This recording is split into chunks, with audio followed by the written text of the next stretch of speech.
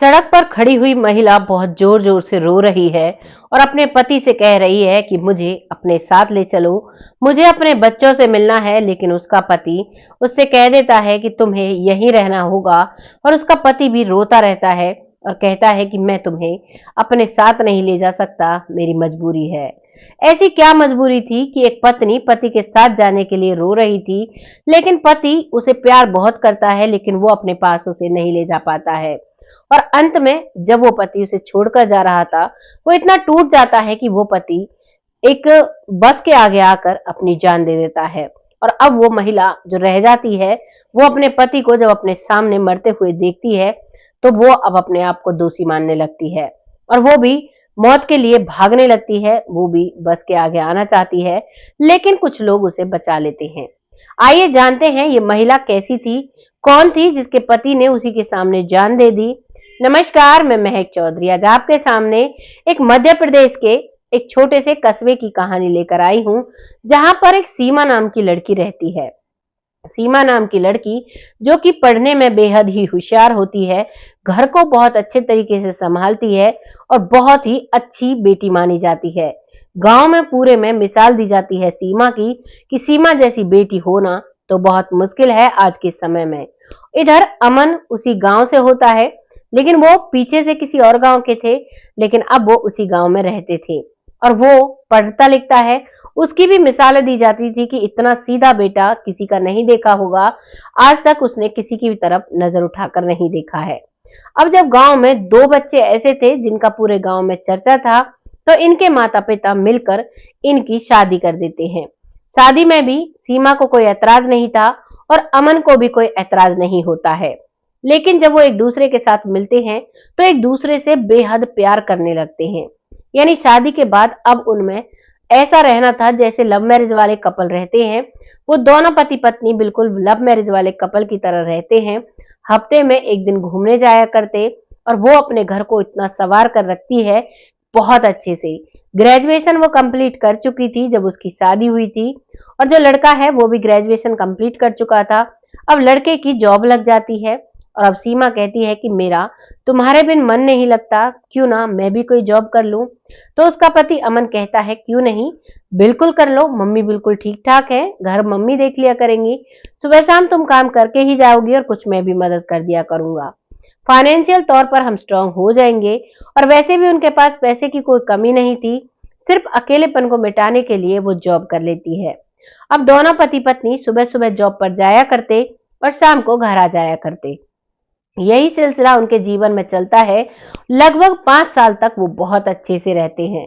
5 साल में उनके दो बच्चे होते हैं, एक बेटा एक बेटी, और बहुत ही यानी कि कहते हैं ना संपूर्ण परिवार वो होता है और बहुत खुशी खुशी रहते हैं। अब जो वो महिला सीमा नौकरी करती है, तो वहां पर जो उसका बॉस था उसका नाम था अली हुसैन। अली हुसैन एक बहुत ही स्मार्ट किस्म का व्यक्ति था, बहुत ही लंबा तगड़ा और बहुत अच्छे से कपड़े पहनता था। उसकी भी शादी हो चुकी थी, उसके 4 बच्चे थे। और यहाँ सीमा जिसकी शादी हो चुकी थी, जिसके 2 बच्चे थे। लेकिन सीमा का जो पति अमन था, वो शरीर से इतना स्ट्रांग नहीं था, सीधा सा सिंपल सा पतला सा दुबला सा एक व्यक्ति था। उसके साथ वो खुश थी। लेकिन जब वो लगातार नौकरी करती है, तो अब उसकी नजर अली पर टिक जाती है। इधर अली भी, क्योंकि सीमा बहुत ही सुंदर थी दिखने में, अली भी सीमा की तरफ देखने लगता है। ज्यादातर जितने भी काम कंपनी में हुआ करते, वो सभी सीमा के द्वारा कराए जाते और सीमा से ही हर बात की राय ली जाने लगी। जब सीमा को हर बात में इतना आगे रखा जाता और सीमा का 1 साल के अंदर 2 बार प्रमोशन कर दिया गया, तो अब सीमा को ऐसा लगने लगा था कि अब तो लाइफ कुछ और ही है। और कंपनी की तरफ से उन्हें हॉलीडे पैकेज भी दिए जाने लगे, जिसमें जो वो अमन है उसके पास कभी कभी समय नहीं होता, तो सीमा कंपनी के लोगों के साथ टूर पर चली जाया करती। जो उसके दोनों बच्चे होते हैं उनको उसकी सास संभालती है और ऐसे ही वक्त कट रहा है। धीरे धीरे उसे पता नहीं चलता है कब जो सीमा है वो अली से प्यार करने लगती है और अली भी सीमा से प्यार करने लगता है। अब सीमा ज्यादातर जो ऑफिस के ट्रिप जाया करते, उन पर अपने बॉस के साथ जाया करती और कंपनी का कोई भी ऐसा व्यक्ति नहीं जाया करता। यानी अब सीमा और अली एक हो चुके थे। सीमा अली के साथ पति पत्नी की तरह रहने लगी थी और अब उसे अपने घर की केयर कम होने लगी थी। वो अपने घर में पैसे तो बहुत लाकर दिया करती, लेकिन अब अपने घर को जैसे सजाना, संवारना, अच्छे तरीके से रखना वो बिल्कुल खत्म हो चुका था। उसकी सास को ये एहसास होता है कि बहू का ध्यान अब घर की तरफ नहीं रहता, ना ही पहले की तरह बच्चों को संभालती है और ना ही पहले की तरह हमारा ध्यान रखती है और ना ही अमन से बात करती है। अमन को भी कहीं ना कहीं उसकी बातें खटकने लगी थी, क्योंकि ज्यादा देर तक ना अमन का इंतजार किया करती।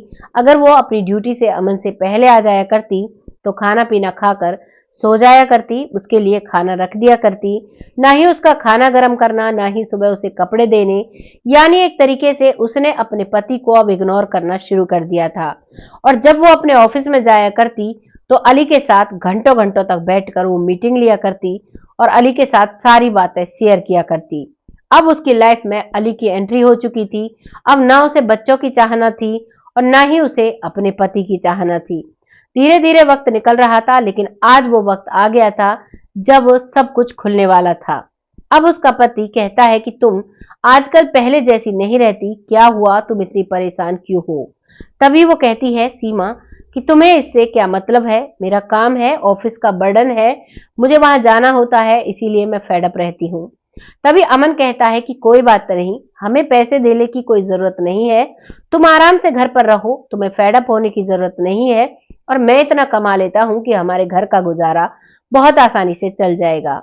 बाकी जो हमारी जमीन है उस पर से भी कुछ पैसे आते हैं, कुछ जो क्वार्टर बने हुए हैं उस पर से भी पैसे आ जाएंगे, तो तुम्हें नौकरी करने की जरूरत नहीं है, तुम अपनी नौकरी छोड़ दो। जैसे ही उसका पति नौकरी छोड़ने की कहता है तो सीमा को मानो आग सी लग जाती है और वो कहने लगती है कि मैं नौकरी क्यों छोड़ूं, मैं नौकरी नहीं छोड़ूंगी, तुम्हें इतनी प्रॉब्लम है तो तुम नौकरी छोड़ो, अपने माता पिता की सेवा करो, अपने बच्चों को संभालो, मुझे नौकरी करनी है। जब वो अपनी नौकरी वाली बात पर जिद अड़ जाती है तभी अमन को खटक जाता है, क्योंकि कभी वो नौकरी जो उसने की थी वो सिर्फ खुशी के लिए की थी और अब घर से वो खुशी जा चुकी थी। अब वो अपनी पत्नी की जासूसी करना शुरू करता है और वो एक जासूस हायर करता है। उस जासूस से कहता है कि मेरी पत्नी किस किस के साथ कितना समय बिताती है, ये सब के फोटो वीडियो तुम्हें मुझे बनाकर देने होंगे। वो जासूस 10,000 रुपए लेता है और 10,000 रुपए में सारे सबूत लाने का वादा करता है। अब धीरे धीरे वक्त निकलता है और करीबन 2 महीने बाद वो जासूस जब आता है तो जो सास है और जो वो लड़का है उन दोनों के पैरों तले जमीन खिसक जाती है। दरअसल जो सीमा थी वो ऑफिस ट्रिप पर गई हुई थी और अब जासूस उनके घर आ धमकता है।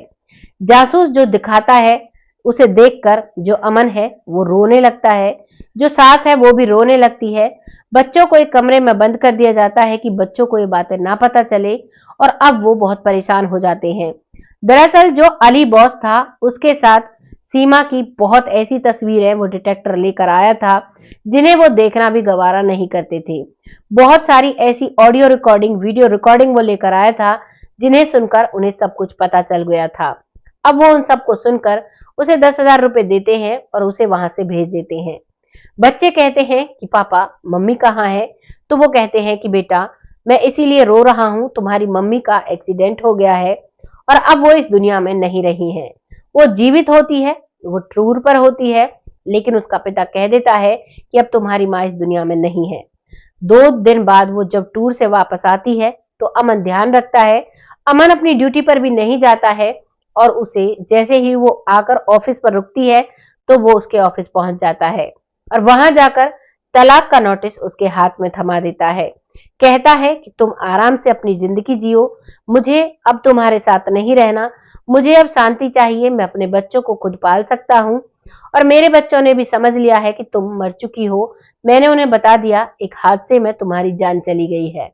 और अब इस बात को सुनकर सीमा की आंखों से आंसू आने लगते हैं, उसे अपने बच्चों की याद आने लगती है। वो 2 दिन के प्यार में इतनी अंधी हो गई थी, ना ही तो उसे अपने बच्चों का प्यार दिखता था, ना ही उनकी केयर दिखती थी, ना ही उनकी सास की केयर दिखती थी। अब यहाँ से अमन इस नोटिस को देकर वहां से चला जाता है। अमन अपने घर जाकर अपने बच्चों की देखरेख करने लगता है और इधर सीमा अब अपने आप को कोसने लगती है। अब सीमा सोचती है कि चलो कोई नहीं, वो गया तो ठीक है, लेकिन अली तो है, इसके साथ मेरी जिंदगी आराम से कट जाएगी। अब जब सीमा सारा दिन वहीं पर रहा करती, देर रात तक वहां पर काम किया करती, ज्यादातर वक्त फोन किया करती अली को, तो अली को भी अब ये बात गवारा नहीं होती है, क्योंकि तलाक से पहले अली को वो फोन नहीं कर पाती थी, क्योंकि घर पर आने के बाद वो अपने बच्चे और पति में थोड़ा बहुत ध्यान देती, बाकी समय सो जाया करती। लेकिन अब उसने ऑफिस के ही पास एक कमरा लिया था जिसमें वो रहती थी, और वहीं से अब वो जब भी उसे कोई जरूरत होती तो वो अली को फोन किया करती। और अब अली की पत्नी को ये सब कुछ पता चल जाता है। जब अली की पत्नी को पता चलता है तो अली भी डर जाता है। अली की पत्नी भी उसे धमकी देती है कि अगर तुमने उस लड़की को नहीं छोड़ा तो तुम देख लेना मैं क्या कर सकती हूँ, क्योंकि अली की जो पत्नी थी, वो जो सारा बिजनेस था वो अली की पत्नी के पिता का था, वो इकलौती संतान थी, और सब कुछ जो डिपेंड था अली का वो उसकी पत्नी पर था। अब वो रुक जाता है। अब वो उस लड़की सीमा से नहीं मिलता है। अब सीमा को और भी डर सताने लगता है, और एक दिन स्पेशल अपॉइंटमेंट लेकर अब वो अली से मिलती है। जब वो अली से मिलती है और कहती है कि मैंने तुम्हारे लिए सब कुछ छोड़ दिया और तुम मुझसे बात भी नहीं करते, ये क्या है? तभी अली उससे कहता है कि जो अपने बच्चों की नहीं हुई वो मेरी क्या होगी, इसीलिए मैंने तुमसे दूरी बना ली। आज से तुम्हारा मेरा कोई ताल्लुक नहीं। अगर तुम चाहो तो यहाँ पर नौकरी कर सकती हो, और अगर नौकरी भी छोड़ना चाहो तो तुम्हारे लिए खुला दरवाजा है, तुम यहाँ से जा सकती हो। अब सीमा बिल्कुल बुरी तरीके से टूट जाती है और वो उसी वक्त उसकी नौकरी को छोड़ देती है। जैसे ही वो नौकरी छोड़ती है, अब उसे अपने पति और अपने बच्चों की याद आती है, और वो अपने पति को अपनी फ्रेंड के फोन से फोन करती है, क्योंकि जब भी वो अपने फोन से फोन मिलाती तो उसका पति उसका फोन नहीं उठाता है। अब वो अपने पति के फोन पर जब दूसरे के फोन से फोन करती है तो उसका पति फोन उठा ले जाता है। तभी वो कहती है कि अगर तुम्हें मुझे आखिरी बार देखना है तो एक बार मुझे अपनी शक्ल दिखा दो, मैंने तुमसे सच्चा प्यार किया था और मैं तुम्हारे बगैर जीवित नहीं रह सकती। और अब वो एक फोटो भेजती है जिसमें उसने अपने गले में फंदा लगा रखा था, पंखे से अपनी चुन्नी बांधकर और गले में फंदा लगा रखा था, और बस वो लाइव सुसाइड करने वाली थी, अपने आप को खत्म करने वाली थी, और अब इंतजार कर रही थी कि क्या होगा। इतने में ही वो जो फ्रेंड है वो अपने दोस्त के साथ बाहर घूमने के लिए गई थी, वो आ जाती है, वो उसे उस फंदे से उतारती है, और वो फ्रेंड बात करती है उसके पति से और कहती है कि बस एक बार तुम मिलने के लिए आ जाओ। अब वो फ्रेंड उसे समझाती है कि तुम्हारा पति तुम्हें बहुत प्यार करता है, वो तुम्हारी सारी गलतियों को माफ करके तुम्हें ले जाएगा, तुम चिंता मत करो। उस रात तो सीमा चुप हो जाती है, और अब वो इंतजार करती है कि सुबह मुझसे मिलने के लिए आएंगे तो मैं माफी मांग लूंगी। वो सुबह का बेसब्री से इंतजार करती है। सुबह होती है, सुबह उसका पति आता है, लेकिन वो बाइक पर अकेला आता है, और जब जिस पार्क में उसे मिलने के लिए बुलाया था उस पार्क में वो आ जाता है। सीमा वहां पर खड़ी चाहती है कि पहले की तरह मेरा पति मुझे प्यार करेगा और प्यार से मुझे घर ले जाएगा, लेकिन उसका पति बिल्कुल बदल चुका था। वो अपने अंदर से सीमा नाम के शब्द को मार चुका था। वो सीमा से कोई मतलब नहीं रखना चाहता था, और अब वो आता है और पूछता है कि बताइए क्या काम है। तभी सीमा उसके पैरों में गिर जाती है और गिड़गिड़ाती रहती है और कहती है मुझे माफ कर दो, मुझे तुम्हारे साथ चलना है, मैं तुम्हारे बगैर और बच्चों के बगैर नहीं रह सकती। तभी उसका पति कहता है कि जिस वक्त तुम इस रास्ते पर चल रही थी उस वक्त तुम्हें बच्चों की और मेरी याद नहीं आई। मैंने तुम पर अंधा विश्वास किया था और तुमने उस विश्वास में घात किया। मुझे तुम्हारे साथ नहीं रहना है, और हमारा तो वैसे भी तलाक हो चुका है, तो अब मिलने का क्या ही फायदा है। इतनी बात कहकर वो वहां से वापस जाने लगता है। उसकी पत्नी उसके पीछे भागने लगती है, और अब वो जैसे ही बाइक चलाकर आगे की तरफ जा रहा था, पीछे की तरफ अपनी पत्नी की तरफ देख रहा था, तो आगे से एक बस के सामने टक्कर लगती है, और वो उसी समय वहीं पर भगवान के पास चला जाता है। अब सीमा अपने आप को कोसने लगती है, और वो भगवान से कहने लगती है कि भगवान, इससे अच्छा तो मुझे ही ले लेते। और वहां पर चीखना चिल्लाना, काफी लोग इकट्ठा हो जाते हैं, और उसके बाद जो वो लड़का है अमन, उसकी डेड बॉडी को उनके घर ले जाया जाता है। तो जो अमन की माँ है और जो उसके बच्चे हैं वो सीमा को घर में एंट्री करने से मना कर देते हैं। वो कहते हैं जब जीते जी हमारे पास नहीं आई तो अब क्या लेने आई हो, जिससे तुम्हारा रिश्ता था वही इस दुनिया में नहीं रहा, और वो भी तुमसे तलाक ले चुका था, और वहां से उसे जिस समय पर अमन का अंतिम प्रक्रिया होनी थी, उस समय पर वहां से उसकी पत्नी को भगा दिया जाता है। ये होता है सीमा का अंजाम। आपको इस कहानी को सुनकर कैसा लगा है? क्या सीमा के साथ गलत हुआ या सीमा के साथ सही हुआ? ऐसा ही होना चाहिए था? अमन के साथ कैसा हुआ? जो भी आपको लगा है कमेंट बॉक्स में जरूर लिखिएगा। कितना टूटा होगा वो व्यक्ति जिसने इतना ज्यादा विश्वास अपनी पत्नी पर किया और उस पत्नी ने उसे इतना बड़ा धोखा दिया, और अब वो अंत में इस दुनिया से चला जाता है। उन बच्चों के सर से माता का भी साया और पिता का भी साया चला जाता है। वो बुजुर्ग दादी उन्हें पालती है और उन्हें बड़ा कर रही है। ये एक ऐसी कहानी हमारे सामने निकल कर आई जिसमें एक महिला के एक धोखे ने पूरे परिवार को उजाड़ कर रख दिया, बच्चों से उनके माता पिता का प्यार छीन लिया।